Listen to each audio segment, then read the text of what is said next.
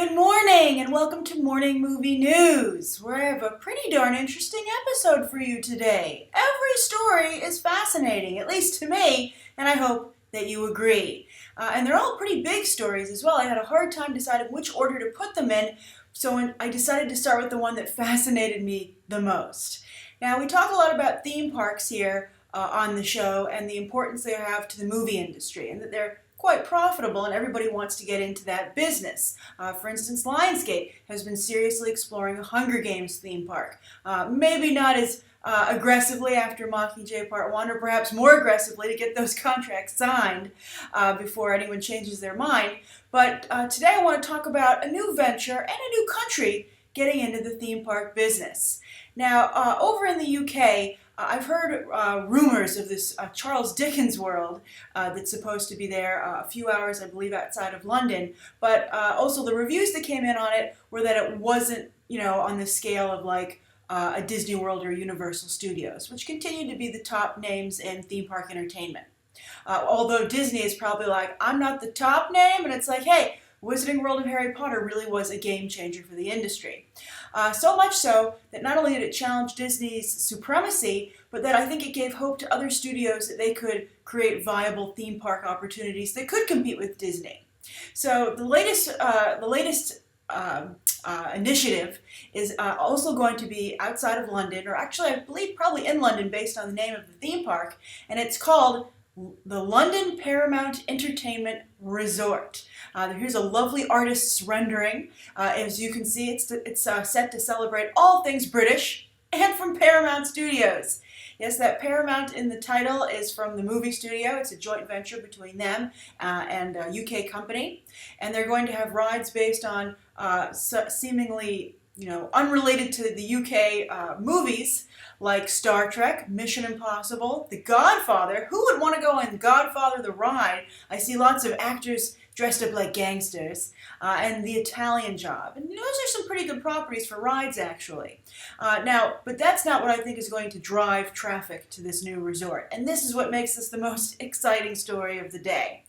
The BBC has agreed to lend their shows to this resort to create theme park attractions and lands based on their top shows, so that you can go and experience the world of Sherlock, Doctor Who, and Top Gear, and potentially some other BBC shows as well. I think that's incredibly exciting, and I think those shows are perfect matches with the theme park environment. Who wouldn't want to go? Me personally, I'm all excited about the Sherlock idea of going into that world, but Doctor Who, of course, will be a huge driver of traffic and business sales, because that fan base is quite large. And obviously they're appealing to their at-home demographic, the people in the UK who can drive there and go there very easily. But those shows are popular across the globe, and this is something that I would consider even traveling to go to. There's the Harry Potter tour at the Warner Brothers studio that they have out there now. Haven't been motivated to cross the pond for that, but to go to this theme park as a big theme park person, I can see myself wanting to go and visit it, and then go visit London as well, as long as you've flown all that way. But I'm curious, what do you think of this idea? Do you think this is a good idea, or do you think the BBC is selling out? And would you go to this theme park? And also, we have a lot of BTT viewers in the UK. Are you guys, is this something you would love to have in your own backyard? I also think it's interesting to see TV shows so prominently used in the theme park arena. I mean, sometimes you see the shout-outs to the television shows, but largely it's movie-based entertainment, and the TV shows, whenever they are there, they certainly aren't, don't have large attractions usually based on them. I think the only thing I can really think of is like the Animal Planet stage show over at Universal Studios. So I think that having this happen with the BBC's shows, and their shows are so popular with the fanboy market, that I think that I'm hard-pressed. Maybe Game of Thrones. The Game of Thrones theme park could be actually pretty cool. So HBO might be paying attention to this. But I think it's another situation where we can point to evidence that the line between TV and movies is continuing to blur. And that TV properties have become so big and so potent in the marketplace that they can have theme park attractions and worlds based on them. So that's the first story of the day. So exciting. When can you go here? It's set to open in 2020. 2020. All right, so the second story of the day is that they kind of, with not much fanfare, announced some of the names of the characters in the new Star Wars movie. J.J. Abrams, I think he's really into honoring the past of Star Wars, and so Lucasfilm released trading cards in the style of the old movies to, talk about the characters a little bit and introduce their names of the ones that we've met in the teaser trailer. I think that J.J. Abrams, this is a fine line between nostalgia and, not being appealing to mainstream audiences. So I appreciate that he's so respectful of the past with this franchise, but if it's going to survive, it needs to plant a foot firmly in the future. And I think too many throwbacks is going to just make it start to seem, old and not fresh. So I have mixed feelings about these cards, but let's discuss the names. Some of them are total throwaways. Like Daisy Ridley's name is Rey. John Boyega, Finn. But Finn, though, they say on the run. And I really hope that he's a stormtrooper. It hasn't been established if he's an actual stormtrooper or if he's in disguise, as so many Star Wars characters have been in the past. But I think the idea, people love stormtroopers. I'm one of them. I discussed this in my review of the teaser trailer. But I would just absolutely love to see an actual stormtrooper and the story from his perspective. I mean, that's the armed forces, right? There's the rebel forces, but maybe they're combined at this point. The Empire was defeated, but I guess they kept stormtroopers, and they were like, this is a good idea. We shouldn't get rid of it. But I would love to just see, kind of a military perspective on Star Wars, especially because the military is such a big part, always has been, but, we're currently engaged in an ongoing conflict, so the military is very much in our minds. And also, the military is incredibly diverse, and that's another great thing to honor by casting John Boyega in the role. I've often heard people say that the military was one of the first places in this country that racism wasn't felt, that everybody, because people are all risking their lives, and everybody has to depend on everybody to protect themselves.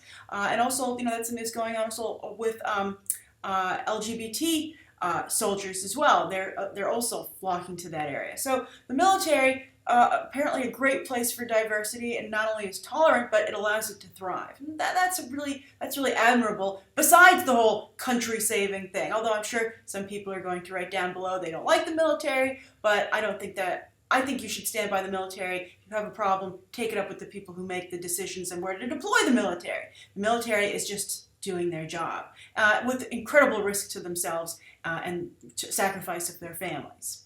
So I would love to see that in the Star Wars movies. But we have some better names and some better reveals.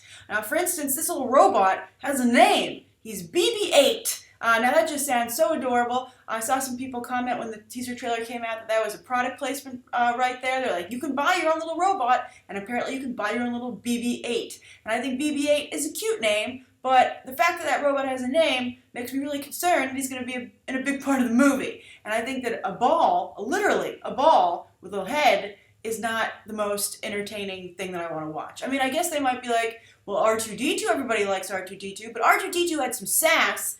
And also, he was more of a robot that you felt, he was a navigator on the X-Wings. You kind of felt that he had something he could do. This is just like, I guess it's to appeal to most of the people in the world who like soccer, maybe. They're like, what if your soccer ball had a head and was a robot? It would pretty much do what a soccer ball does, but it would beep while it did it. That's all I'm getting off of BB-8 so far. Then also, Oscar Isaac, I think so far has the worst name. His name is Poe Dameron.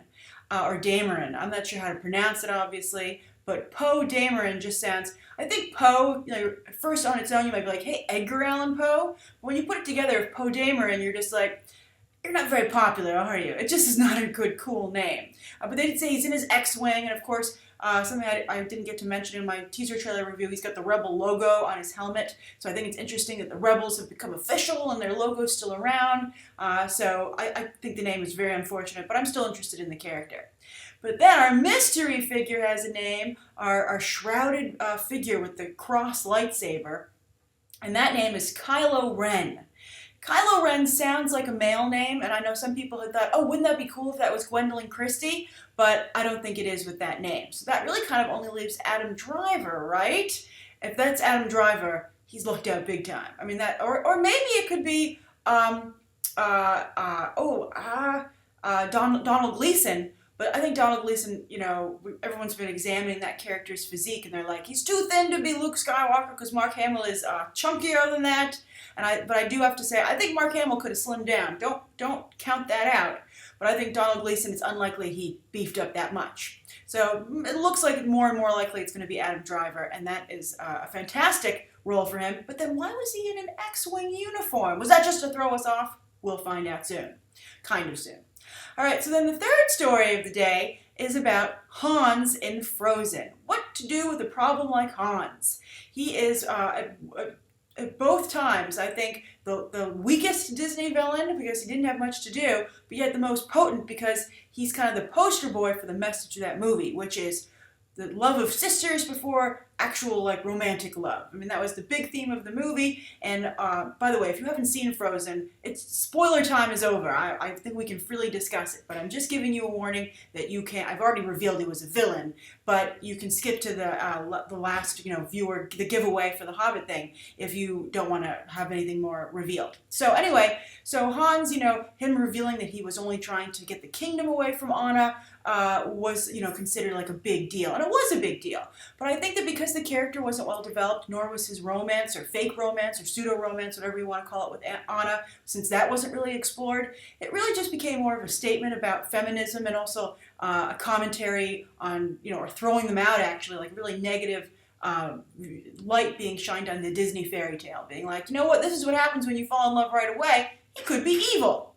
But they haven't really done anything with Hans, and Hans has been largely absent from all the Frozen mania that's been going on. I mean, he shows up on Once Upon a Time. I stopped watching that, I'm afraid, but I know he's showed up there. But when they have all these things at the theme parks, like the stage show and the parade, where's Hans? He's nowhere to be found. But he has not been forgotten by the Disney company, as they have a very interesting book coming out with him, and it's called A Frozen Heart, and this is where things get interesting.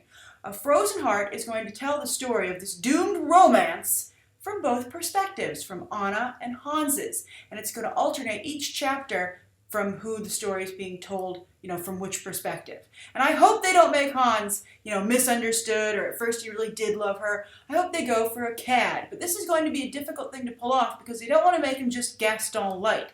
He has to be, and I think Gaston was just, a sexist, racist bigot. He just was all the bad things society can be. But Hans has to be a schemer, legitimately evil, a villain, and that needs to be cultivated. And we'll see how far they're willing to go in a young adult novel, the target audience for this book. It's going to be 304 pages, though, not bad, a lot of room to explore.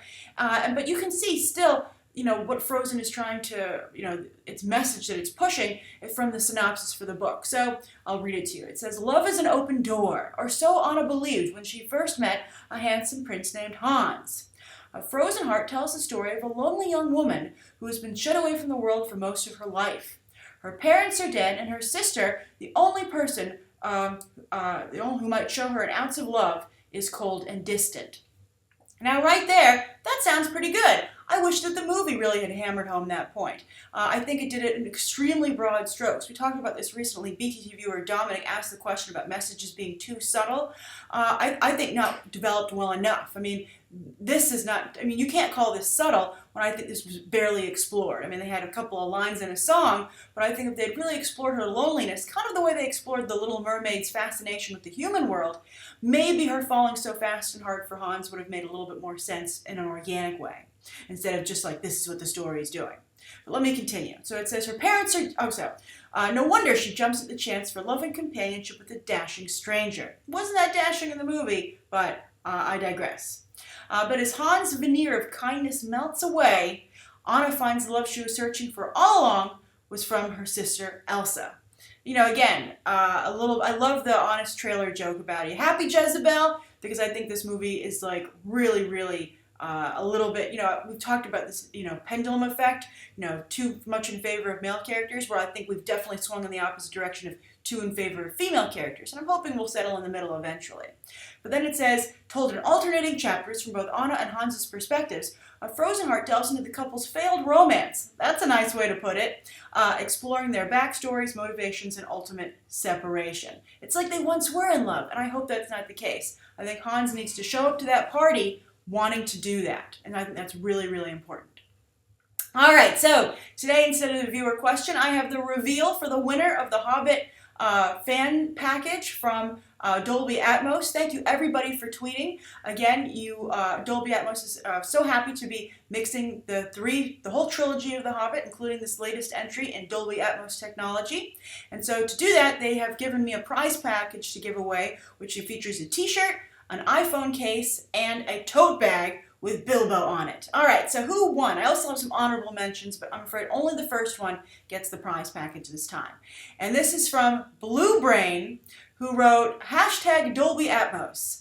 My favorite character is Grandolph, at Grace Randolph. Gandalf.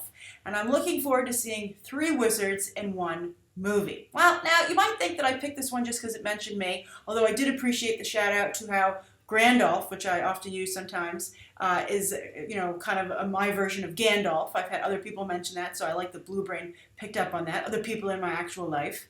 But then the reason I picked it, though, is because Blue Brain said, I'm looking forward to seeing 3 wizards in one movie.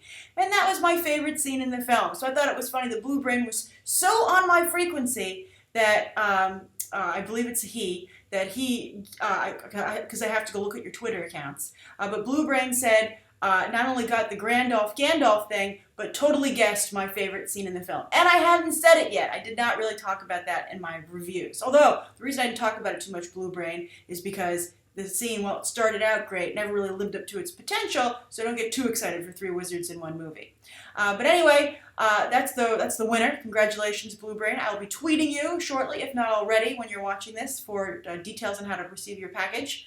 But the honorable mention goes to Shelby, aka at Cooktastrophe, who said, at Grace Randolph, hashtag Dolby Atmos. My fave character is Bard because he's just a man who fights to save lives because it's right, not for a prize. I thought that was very good. Then also Finbar says, at Grace Randolph, it has to be at Brophy Jed's Nori, probably the fiercest and funkiest looking dwarf Middle-earth has ever seen. Hashtag Dolby Atmos. I thought that was good. And then finally, Jesse Jones tweeted, at Grace Randolph, honestly the character I am most looking forward to in the upcoming hashtag Hobbit film, Lee Pace's eyebrows. They were a character of their own, a great character. Hashtag Dolby Atmos. So thank you everybody who entered via Twitter, much appreciated, and congratulations again to Blue Brain for winning that prize package. All right, that's today's episode. Thank you everybody who came, for tuning in. I hope you enjoyed it. Please write down below what you thought of today's 3 top stories. The Hobbit film, if you've seen it yet, it's now playing overseas. And of course, anything you'd like to see covered Monday and any questions that you might have. Thanks for watching. Bye.